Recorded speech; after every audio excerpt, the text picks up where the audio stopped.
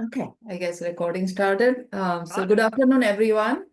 Welcome to our postdoctoral affairs seminar series.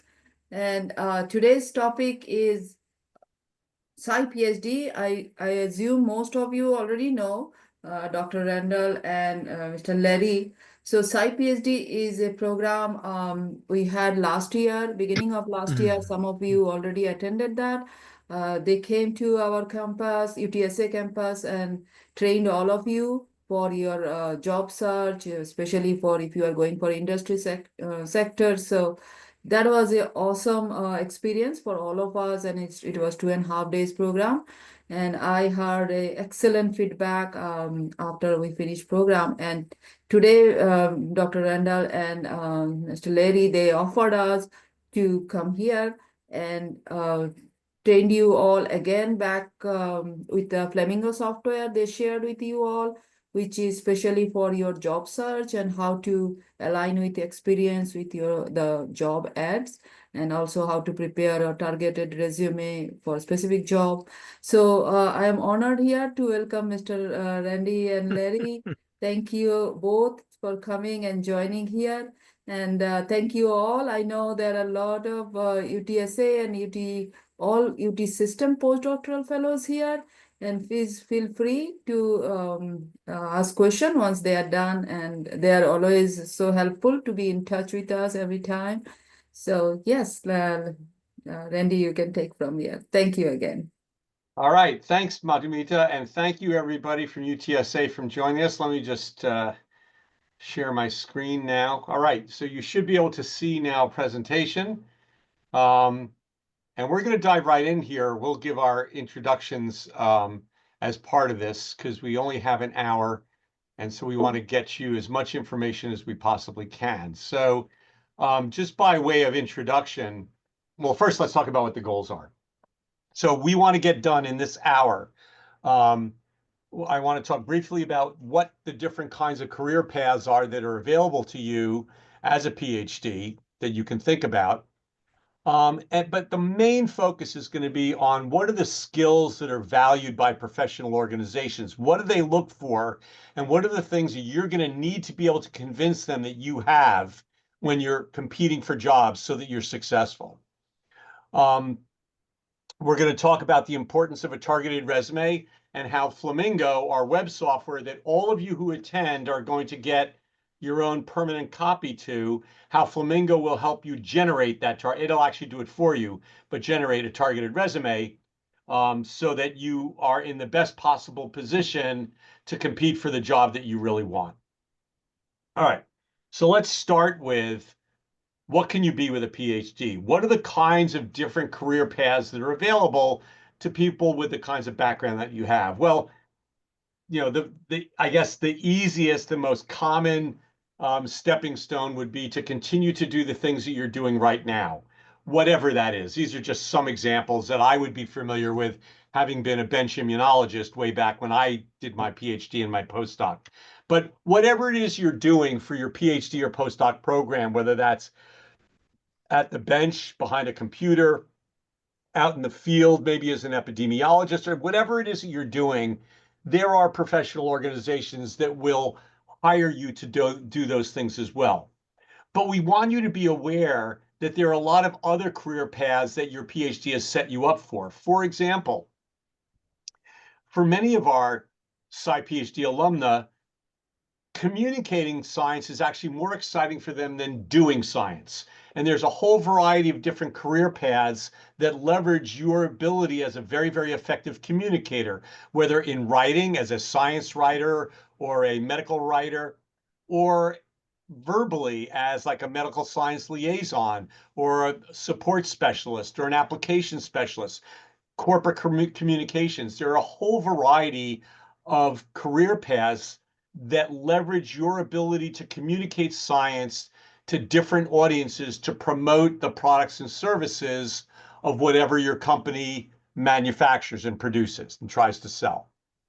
There's a third career path that appeals to certain personalities, the kinds of people who are very structured, that get a lot of visceral thrill and satisfaction in meeting deadlines, having very high quality data, constantly improving performance, meeting budget obligations. And these would be career paths with titles like project manager or quality assurance and quality control, business research analysts, where your focus is to leverage your deep scientific understanding into making sure that the products and the projects in the company where you work are done very, very efficiently. Because as you'll see in a minute, in professional organizations, including running a laboratory in academia, by the way, in professional organizations, meeting your obligations and meeting your objectives on time and on budget are really, really important. So people in operations are relied on heavily for the organization to succeed. The fourth category would be getting involved more in the strategic planning of your company. So that might be business development, where you're thinking about how your company might partner with another company, merge with them, acquire them, do different kinds of collaborations that benefit both companies because maybe you have complementary products or services. Being a strategic business consultant is part of this whole group, where you're now interacting as a consultant for your company, like a Deloitte or a Boston Consulting Group or a McKinsey, where you are going into companies and evaluating their whole scientific and business process and making recommendations on how they could do that better. All right. And then finally, the last category is legal and regulatory. And this is a category where you would be leveraging your deep scientific training and knowledge and communication skills to work on things like public policy, regulatory affairs, medical affairs, um, intellectual property. That would be patents, technology transfer, working in law offices. So anything around the legal and technology and intellectual property aspects of science, as well as in public and health policy. So the point is that there's a lot of different kinds of career paths that you should look into. And in Flamingo, there's a much more rigorous module that you get for free in Basic Flamingo that goes into a lot more detail about all these different career paths and also provides you with some references that are very, very good in helping you make those kinds of decisions. A lot of people ask, how long does it take from the time you decide you need to start looking for a job in order to land that job? And you should anticipate 6 months to a year, at least with regard to your planning and your thinking. So if you need to have a job by December, you really ought to start having a plan that you start executing around June. All right.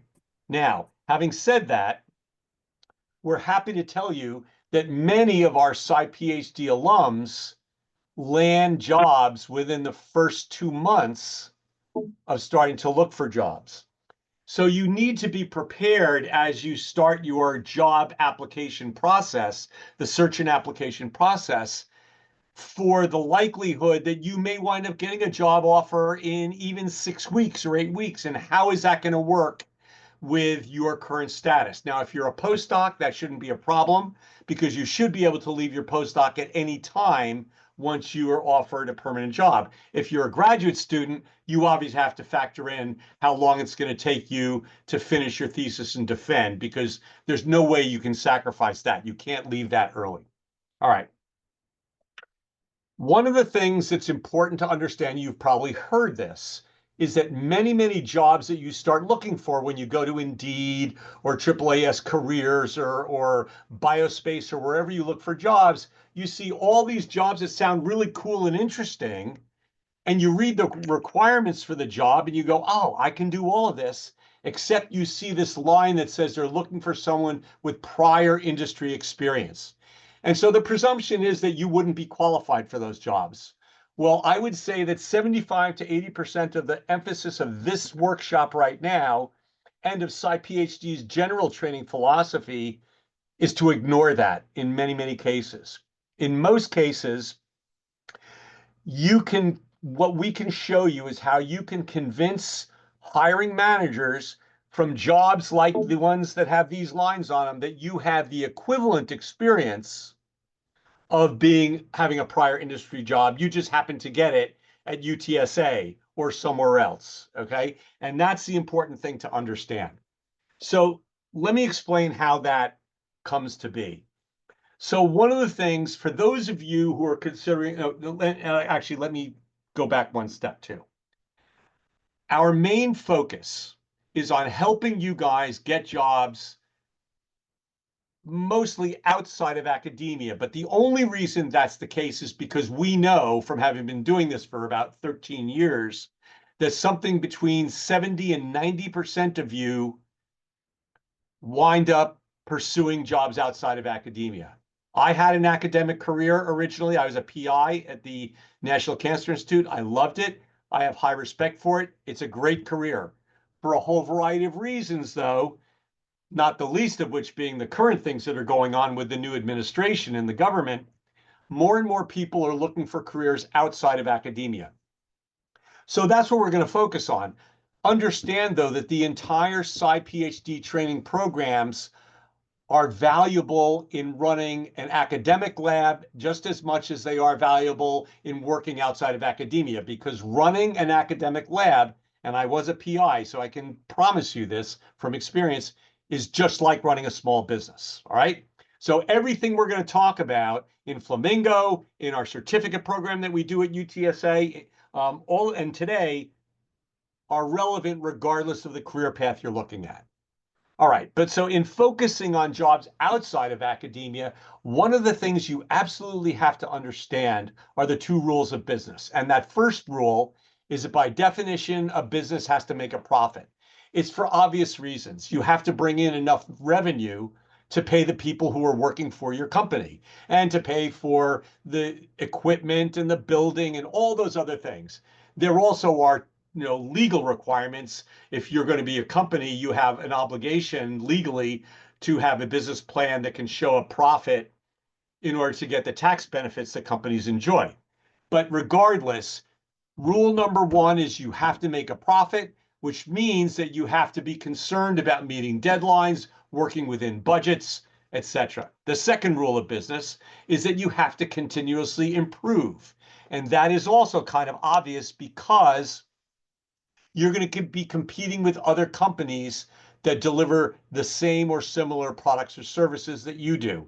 Once you show that you have a product or service that people are willing to pay for, that you're successful, other companies are going to try and copy you and offer similar products and services faster, better, cheaper. So you always have to continuously improve. And as a result, these two rules are the cornerstones of successful companies. And as a result of that, when they hire you, even for a technical job, where the first thing they're looking for are your skills, abilities, and accomplishments in molecular biology or biochemistry or in nursing or whatever it is, they also are focused on what are called business skills or social skills or transferable skills, soft skills. And that's what you want to focus on primarily. And that's what Flamingo is going to help you with.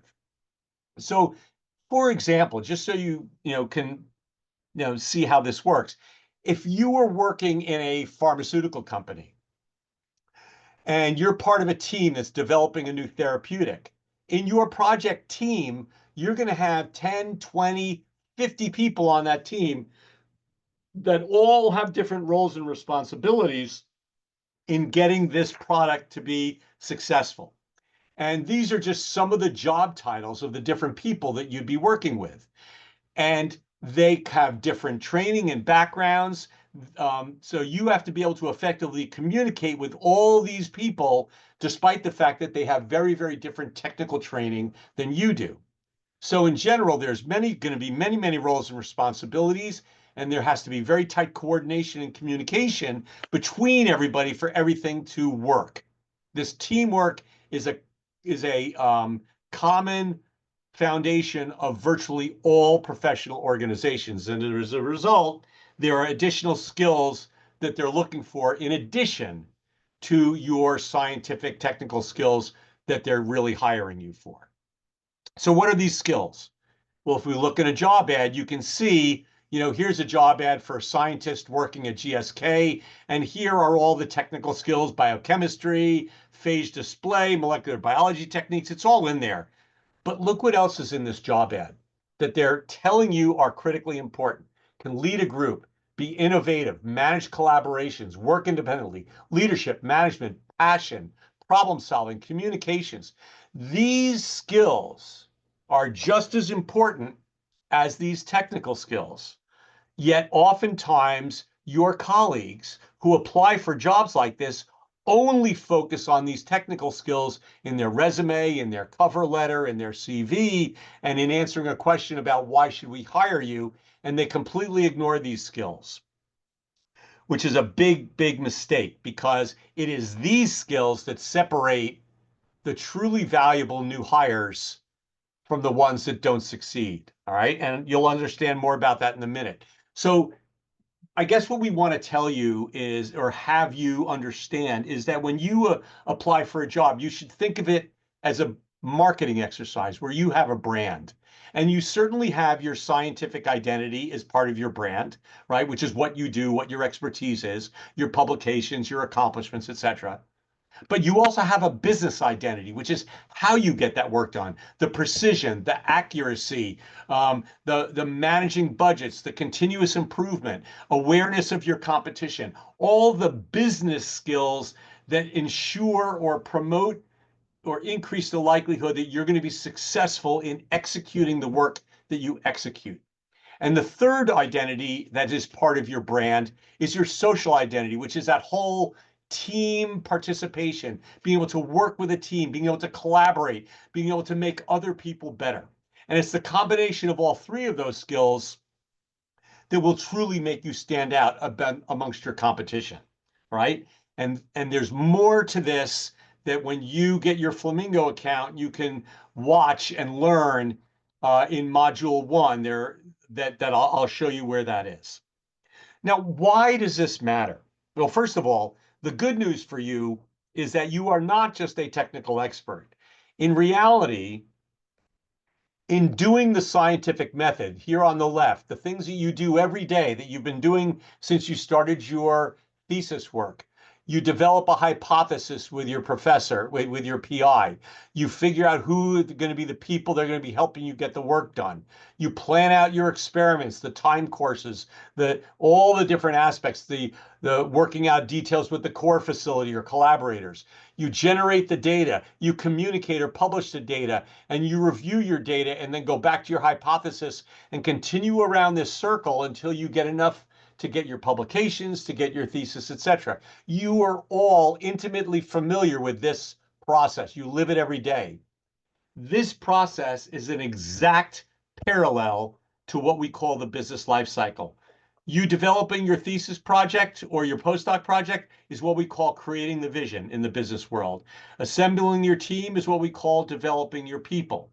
Planning out your experiments is what we call the execution phase. Not just what we call, what the business world calls these different steps in the process. Generating data we will refer to as achieving results. Publishing is all about communications. And then benefits is that business side of return on investment. Did you meet it on time? Did you meet it on budget? And then how do we continuously improve? That second rule of business. We keep going around this circle and constantly improve our product or service. And so the point I want you to get across is there is a whole language, a business language associated with this same circle that you do all the time.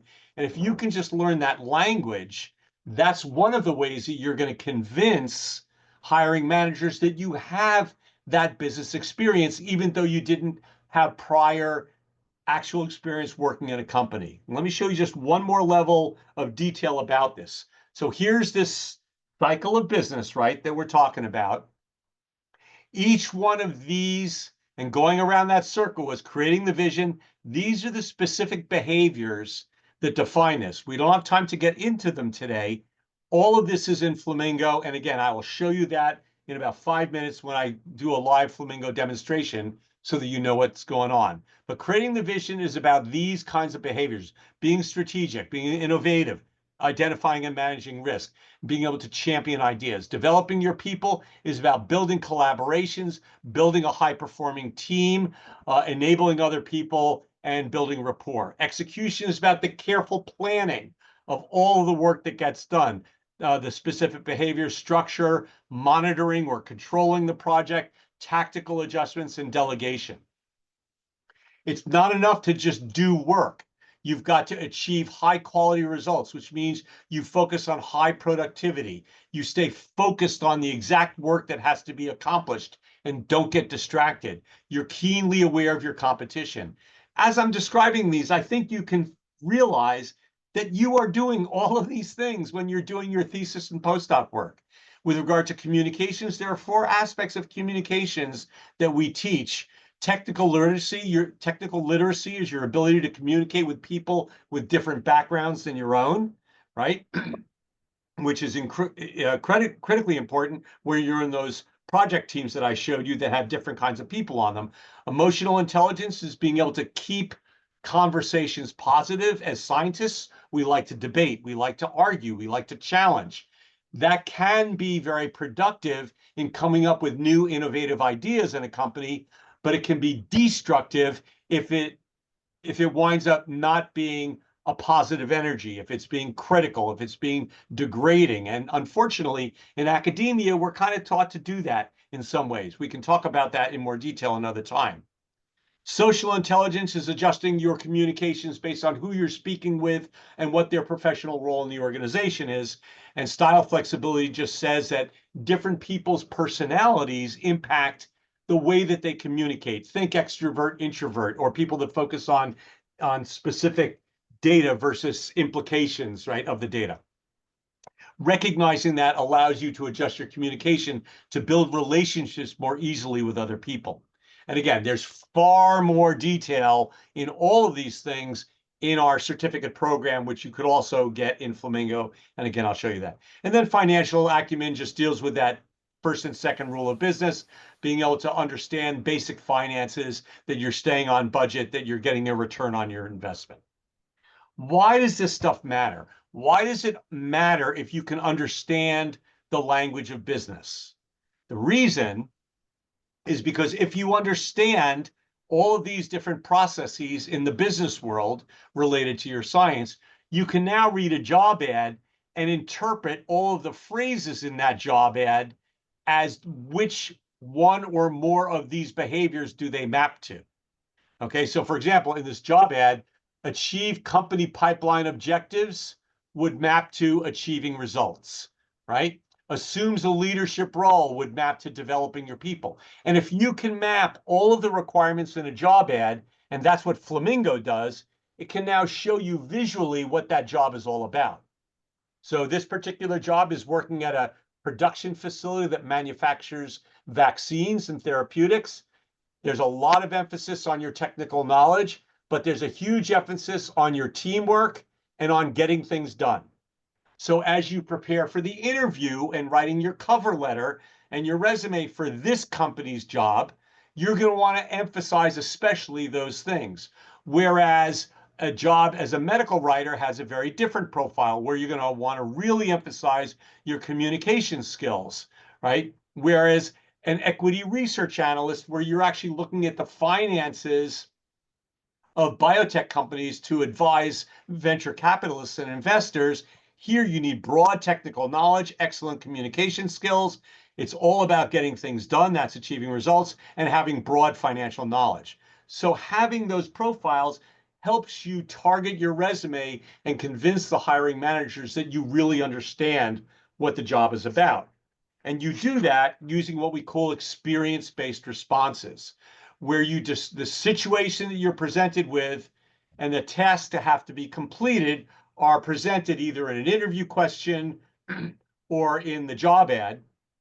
And you respond with the action that you took, and most importantly, what the result was. And this is referred to as the STAR approach. Very well known. We didn't invent it. It is extremely well-known protocol where, again, the situation and task are typically described in the interview question or the job ad, and the action and result, or what you have on your targeted resume, or in your response to the interview question. And just as two real quick examples, okay, if the question or the requirement was they were looking for, tell me about you being an innovative, highly motivated immunologist, those behaviors that they map to are technical, obviously, immunology, and creating the vision. That's innovative and highly motivated. An example of an experience statement might be developed a novel strategy for vaccine developments for tumors and viruses. Here's the result, resulting in 2 patents and a cooperative agreement with a vaccine company. So not only did you say, yep, I have experience doing that, you can prove that you were successful at it with a result. Or if the requirement was, we're looking for someone who can support a multidisciplinary team. Have you done that in your past? What does that map to? It maps to developing your people as a leader of a team and communications, because this multidisciplinary refers to working with people with different backgrounds. An example of an experience statement might be, I ran an interlab research project involving team members with different skills and expertise. And again, here's the result, resulting in 2 peer-reviewed publications and a team member becoming a team leader.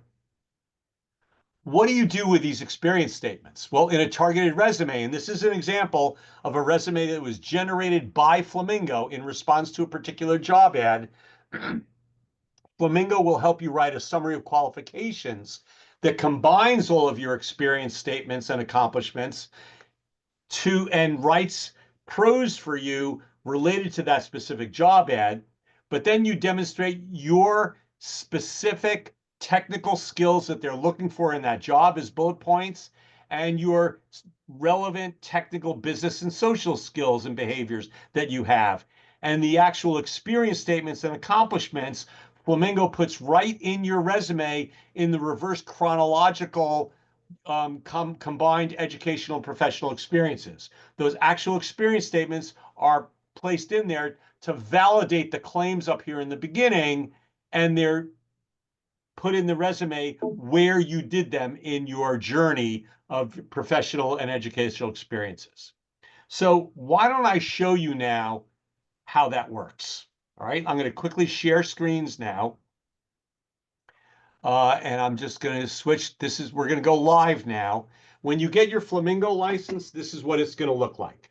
Okay, you're going to have your home page. On the right-hand side will be a box that says create my profile. That's the first thing you're going to do. On the left-hand side, up at the top here, when you first log in, there will be a resource card that you can click on. It won't be this one. It'll say, welcome to Flamingo, and it'll give you detailed Flamingo training, okay? I'm giving you orientation today. Here's where you can get your own training that you can take online yourself, and I'll show you that in a minute.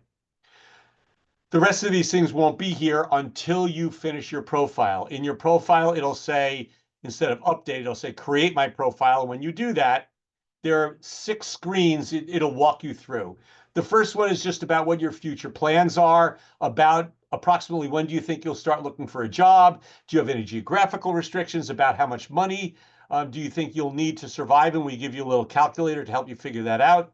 And then we ask you, what do you think your likely career path might be? And this is that same 5 categories that I showed you in the very first slide. And let us know what you think you might be interested in doing. The reason is SciPhD gets requests from companies to help them find highly skilled people. And these companies appreciate that we teach people the business and the social skills, and so our students are valued by some of these companies. We can look in Flamingo if you let us. If you don't want us helping you with this and you don't want us looking you up, you can just opt out by clicking a little box here. But if you want us to help you, we will search. Right now, Larry and I are looking for 2 big jobs right now, a consulting job. So we'll look for people who said that they're interested in consulting down here. And then this job happens to be for people with neuroscience and oncology backgrounds. We would also search their profiles for that kind of thing. So that's why we want this first page. Then when you're done with that, you go on to your educational history and you fill in the blanks just like you would do on LinkedIn. There's nothing surprising here at all. The only thing I'll mention is this description, there's a description box for each experience, each educational experience that leads to a degree. This is the first thing that will appear on your resume under that educational or professional experience. So in other words, in that reverse chronological where it said graduate student, UTSA, the first thing under there will be studied physiology and immunology or whatever that said, whatever you write there. So that's the purpose of that box. All right. When you go through everything from undergrad and up that either got you a degree or could lead to a degree is what you should put in here. And you can add another degree. You can add as many as you want. Next is your job history. Anything that did not lead to a degree, all right, but was, part-time or full-time, like your postdoc, right? That's what will go here. Same format. This description box should be brief because that's going to go in your targeted resume, and I'll show you a live example in a minute. Okay, that's what will go there. And you can add as many as you want. Examples of this would be maybe you did an internship. Maybe you actually had a job at a company. Your postdoctoral experience. Maybe you were a waiter at a restaurant and it speaks to your emotional intelligence and your financial literacy. All of those things can be valuable assets in your profile. When you're done with that, any additional experiences that don't neatly fit into either educational or job. Maybe you took a certification, the SciPhD certificate program. Maybe you got a project management certification or something else that UTSA offers. Those are the kinds of things you could put in here. And then your personal information, so that we can populate the top of your resume, first name, last name, email address that you want to use. You want people, including us, to reach you at. You can change this anytime.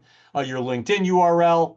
And then here you can tell us a laundry list of all of your scientific technical skills, because again, this is another way that we can find you when we're trying to find people for jobs. Okay, that's it. And then if you want to add your publications, you can do that. Right? You can add your publications, and then you can opt to have Flamingo add those at the bottom of your resume. All right, so that's and once you're done with that, now you can analyze new jobs by clicking on this new targeted resume button. And when you do that, if you found a job ad, you just paste it right in this box and put in here the job title, the name of the company, and if there's a job ID, you can do that. We also have a link here to Indeed, okay, where you could say, I am looking for a job in immunology. I want to work in Texas somewhere, right? And I just say, oh, that's fine, full-time jobs, or just leave it alone. And now it opens a new tab, and we're just in Indeed. There we go.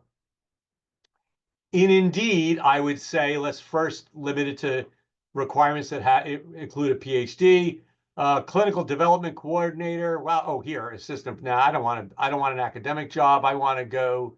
Where's all the other stuff in Texas? What's going on here, gang? Lecturer, instructor. Boy, there's a lot of that. All right. Well, anyway, it doesn't matter. That's fine. So here, postdoctoral. So, well, there was one that was here, the clinical. Let's look at this clinical coordinator. All right. So here's the job. Here's the whole job details. I read it. I like it. Just highlight the whole job ad, right?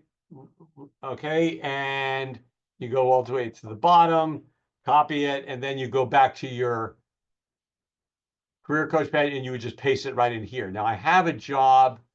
Here we go. I have one that I already pasted the job ad in. This happens to be, I found a job ad for a scientist doing discovery at Jounce Therapeutics. Never heard of them. I don't even remember where they are, but you just paste the job ad in there and just say continue. And now we're on the second step of a 5-step process that will give you your targeted resume. This step here, the job ad is right here. It's just pasted, it's formatted the job ad and put it in this box right here. Here are those 6 categories that were going around that circle. Remember that I just showed you a little while ago? And now we've color-coded them and grouped them. The social behaviors, developing your people and communications, right, are social behaviors. And if you remember, developing your people is about leading a team, managing people, mentoring people, that sort of thing. And communications is everything related to being able to communicate in written form, presentations, etc. And then the 4 business skill categories, remember, in that circle. Creating the vision was up at the top. That's strategic thinking, innovation. And we have a little cheat sheet here to remind you what they are. Creating the vision, execution, which is all the planning, achieving results, which is actually doing the work, and then financial acumen is that financial accounting. And what we're going to do is we're going to map this job ad, and we're going to, every phrase in this job ad that's a requirement, we're going to map it to one or more of these skills. And let me show you how that works. And by the way, every step in building a targeted resume in the upper left-hand corner is always a little real quick instructions on how to do this step. In this case, there's a 1.5-minute video that shows you how to do this mapping thing. And then here's a more detailed instructions with an actual video of me mapping an entire job ad. So you can learn more how we interpret all these different definitions. And I'll show you in a minute where these definitions are in Flamingo. All right, but this is how it works. Let me leave this here so you can see those definitions. So let's just start, and you just go from the top to the bottom. We're looking for a highly motivated scientist. I'm going to highlight that with my mouse. Highly motivated scientist. What does that map to? Well, highly motivated is that champion and energy, which is part of creating the vision. And it says scientist. That's not particularly specific, but okay, I'm going to talk with, so that's technical. So that's all. And I say done. And now it just puts it over here in this requirements column here. And now we keep going. To join the discovery immunology group at Jounce, the successful candidate play a leading role within a team of scientists. Okay. Play a leading role. Leading role would be developing your people. Now, some of you may say, yeah, but a leading role is probably going to be strategic too. So I also want to do creating the vision. You map this how you understand these behaviors. The only very, very important advice that we will give you is that you should be conservative and consistent in your mapping.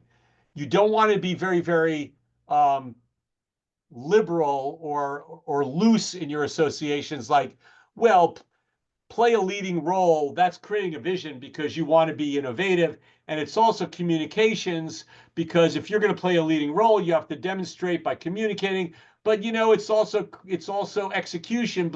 Playing a leading role, you have to show that you're a good organizer and you're going to be responsible for it. You could map everything to everything, but then we're not going to get any profiles that make any sense. So my advice to you is, in this mapping phase, you map things conservatively and consistently, but how you think. So not every one of you is going to map this same job ad the same way. But as you will see, it is going to guide you in preparing you for this job. All right.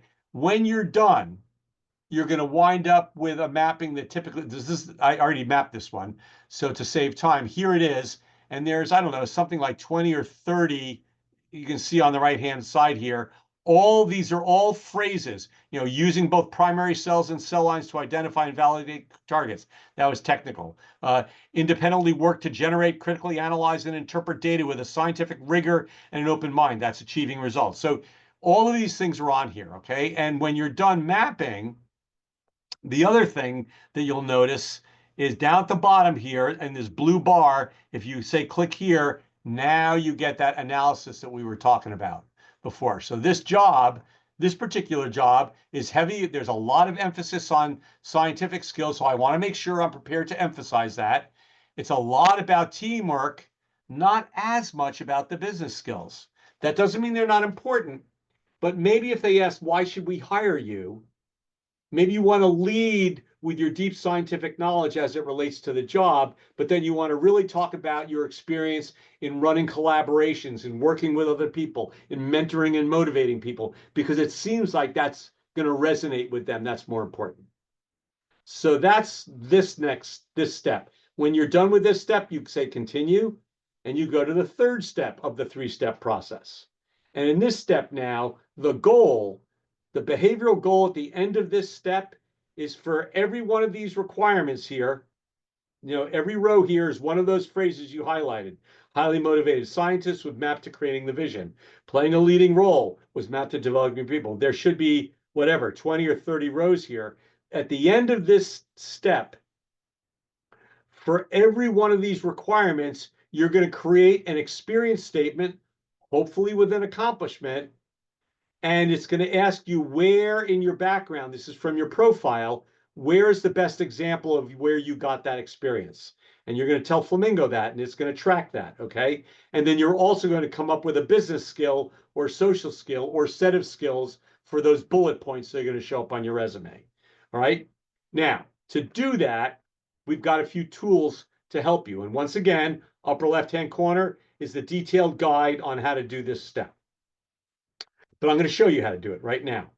So there's some tool. The first tool that's available is you have filters here. So right now, every single phrase that you highlighted in that job ad has its own little row, and there's all 20 or 30 of them, whatever it is. Here we can filter. So now I'm only looking at the ones that you map to technical. You may have also mapped some of these to technical and something else because it's a compound sentence or whatever. But every one of these phrases has somewhere in there the technical requirements for the job.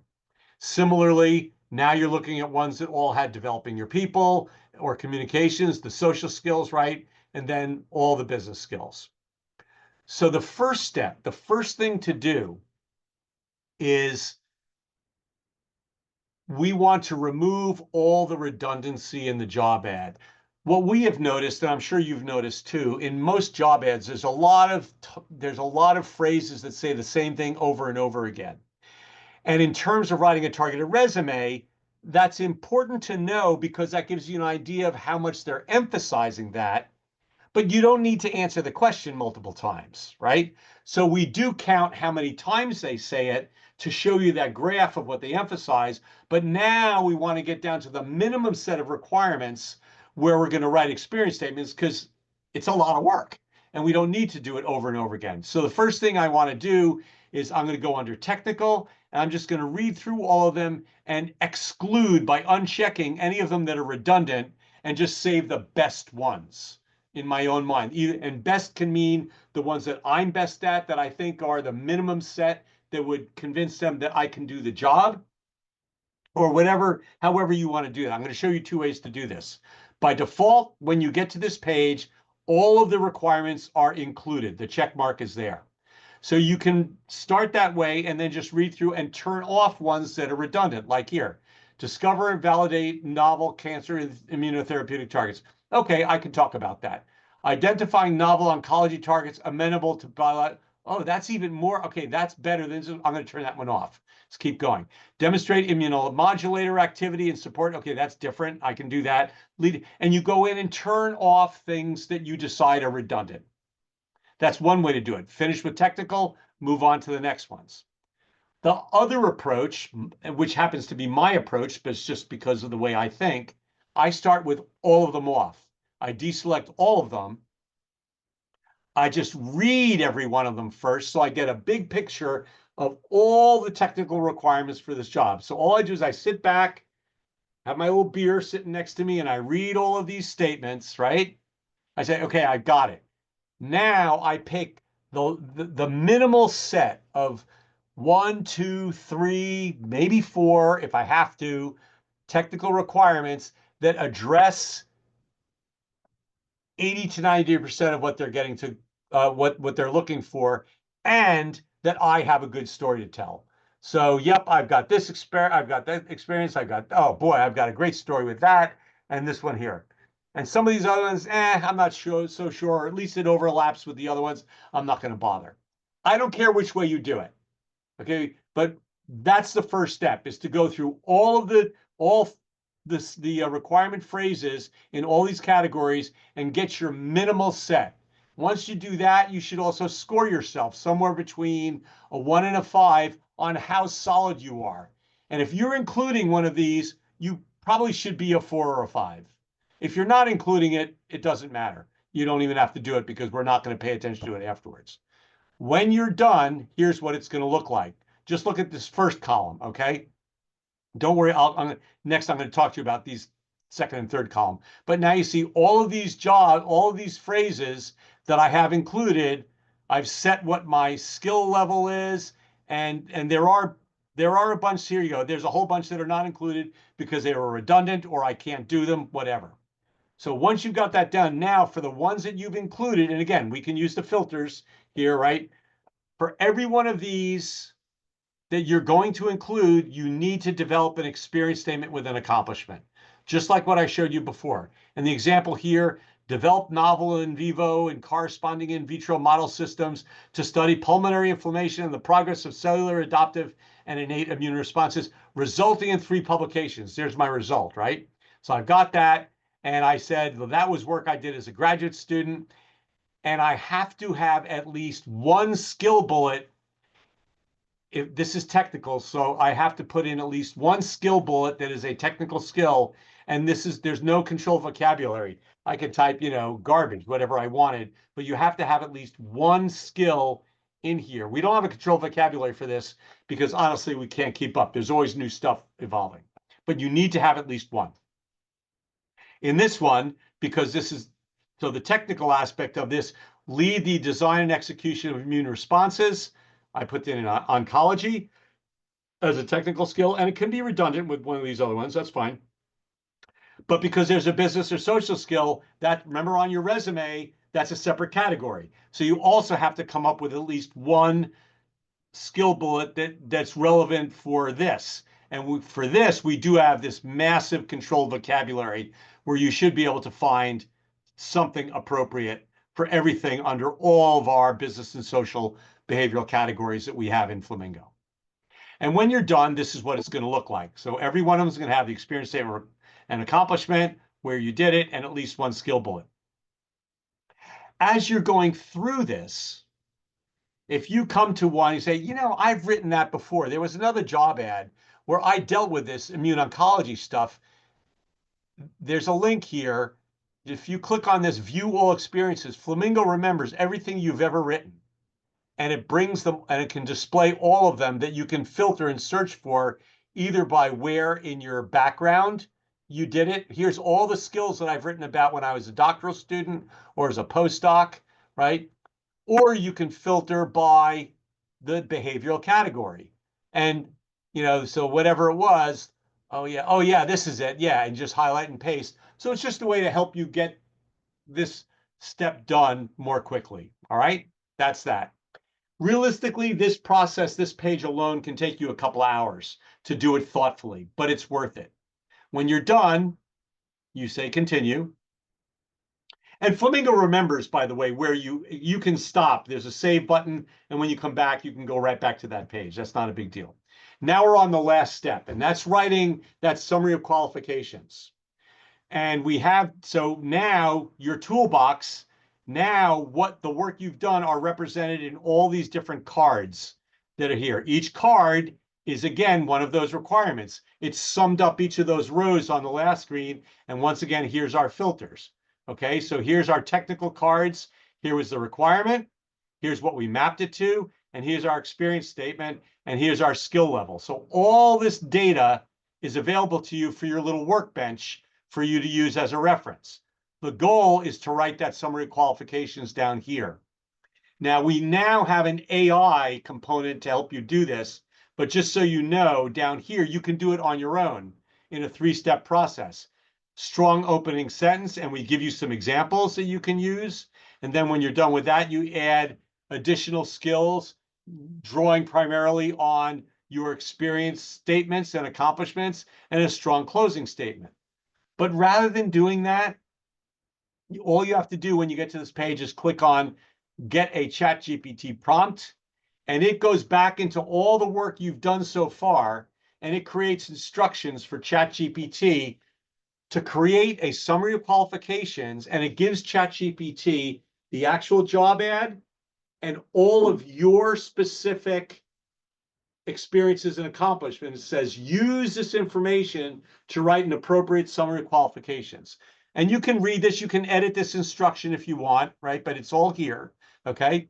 All you have to do is say, copy to the clipboard, go to ChatGPT, it opens up a new tab, and you don't even have to sign in. If you want to save it, you can, but you don't even have to. Just paste, hit go, and if we go to the bottom, Here it is. I'm a highly skilled immunologist with extensive experience in developing novel in vitro, blah, blah, blah. That's good. Copy it. Go back to the window you had, close the pop-up window, just paste it in here. And for some reason, there's some white space here that we'll get our developers to fix. You can edit it out anytime. But anyway, just paste that in there, and then you don't have to go to additional skills. Just go to continue. And there it is. I would highly recommend that at this point, you go in and wordsmith this thing to make it not obviously AI generated. Put your own personal touch to it, but at least it does a very good job. But we encourage you to make this more personalized to your own writing, okay? But this is a really good start. And then when you're done, you say finish, download resume. And I'm going to open it and show it to you right now. I just have to switch screens now to Microsoft Word. Here we go, share. And let me make this a little bit smaller here so you can see the whole thing. Okay, so here it is. There's the contact information, your summary of qualifications, your educational experience, your bullet points, your reverse chronological work you did. And by the way, in here, so this here under doctor student, this is what was in your profile in that description box right here. Okay, this stuff. Then here are the experience statements that you wrote, and that's basically how it works. And then there's your publications. Now this is raw. You're going to want to edit this. The last thing I'm going to show you is for those of you who know Microsoft Word well, if you go to the table layout, you'll see that this is actually a series of tables. I'm going to turn on View Grid Lines in Word, and now you can see each of the tables. And that's how we had our software developer design this, because it gives you a lot of power over final editing. For example, under education, in this case, I want to make the width of this column bigger because it word wrapped there because this was really, really long. That looks much better. I'm also going to get rid of these extra lines in here. We don't need that extra, right? We can gain a little bit of space here, right?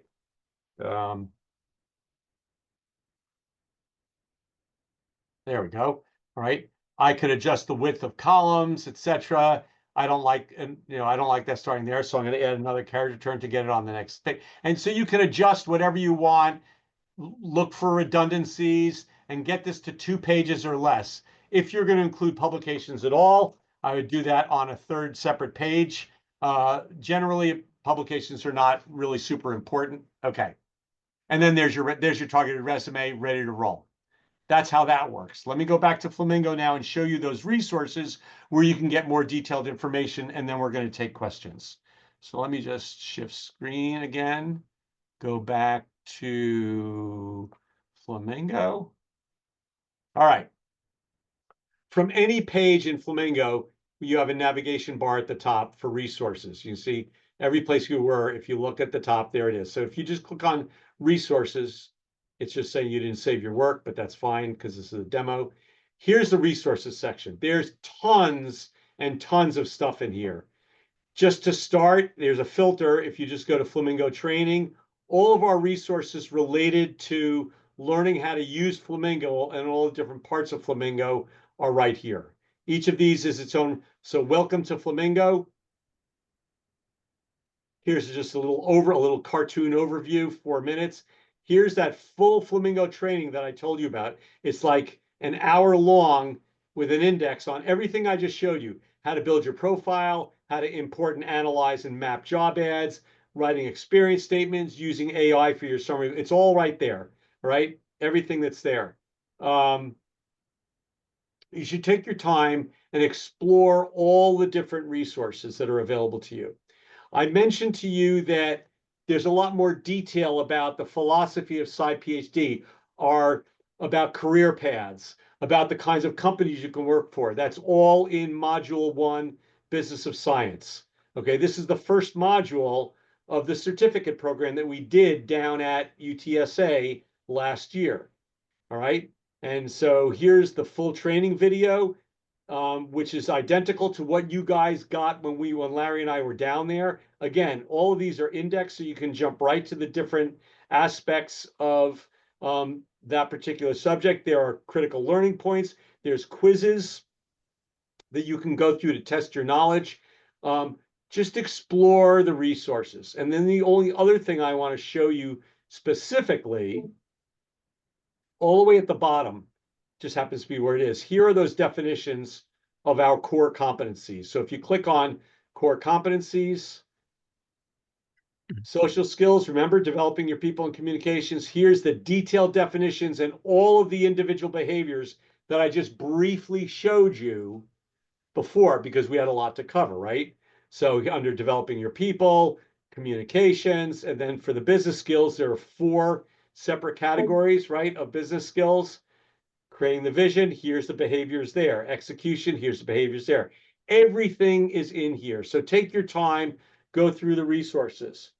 All of you get this Flamingo license for free. This free license has module 1 in it. If any of you want to upgrade to Flamingo Pro, that has all 8 modules of the certificate program, in response to all the horrible things that's happening with the government, SciPhD has cut our pricing in half. So if you went to Flamingo Custom Upgrades, you could upgrade to Flamingo Pro, and now it's not really $100, it's only $50. All right, would take you from Flamingo to Flamingo Pro. That gives you all 8 modules, communications, leadership, networking, project management, team performance, financial literacy, negotiations, all of that. So you only get the ones that you need, but if you want to upgrade the whole thing, it's 50% off. All right. I think I'm going to stop there. And I'm just going to switch screens back to the PowerPoint just for a closing slide. But I'm happy now to take questions. What, Larry? Randy, did you cover import-export jobs? I did not. Oh, thank you, Larry. I did not. Let me show you what Larry's talking about. When you are analyzing a job ad, right, you can export that analysis. Let me go. Well, that's fine. Anytime you analyze a job ad, so here, I don't know, here's this is that same job ad you got through, you map the job ad. Okay, it's all mapped.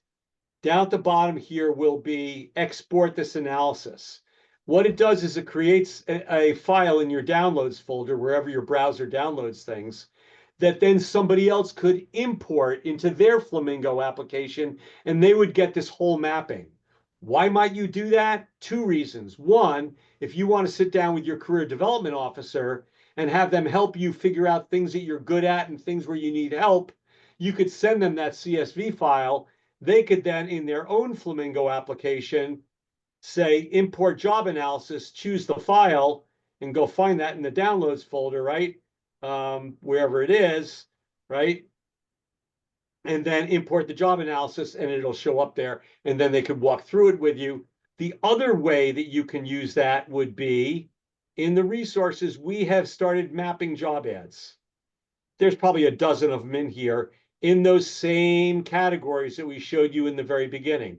So communications, here's, we've mapped a field application job. Here's a science medical writer job. And if you clicked on this, it would download that CSV file, and then you could import that senior medical writer job, and you could start learning more about what that kind of job is like. All right. So that's another feature. Again, you would learn more about this if you go through the detailed Flamingo training, but thank you, Larry, for reminding me about that. All right. Yeah, the only other question was whether we had any interfaces like with Google Scholar that would that can download the publications, that kind of stuff. We do not. We do not. Yeah. But there are instructions on your profile for how to input your references. If you just export your references in any one of the standard formats, if I remember right, it's recommended you import them, or you literally just paste them in there as free text, and Flamingo will take it from there, I think. But the instructions are in there for that. All right. Oh yeah, this is just finally, as I said, another thing that you get by becoming part of the SciPhD family is we are working with companies who give us specific jobs they're looking to fill, and we use Flamingo to match up profiles with company needs. And then we would reach out to you and say, we have this opportunity. Is it something you'd be interested in? And we're slowly ramping up that whole process. So there is the opportunity for us to help you find jobs. All right, with that, I'll stop. I'm 5 minutes over. So if there are any other questions, I'm happy to answer them. Otherwise, we look forward to maybe seeing you sometime down in Texas. Thank you, Randy and Larry. I will stop the recording and then we can go for the question. Great.